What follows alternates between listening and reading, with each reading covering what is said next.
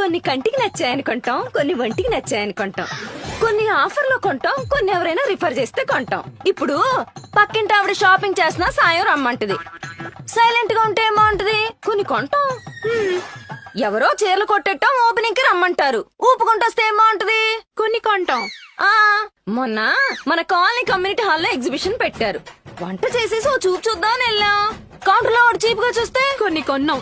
ఇది only local. అంటే STD కూడా ఉందా?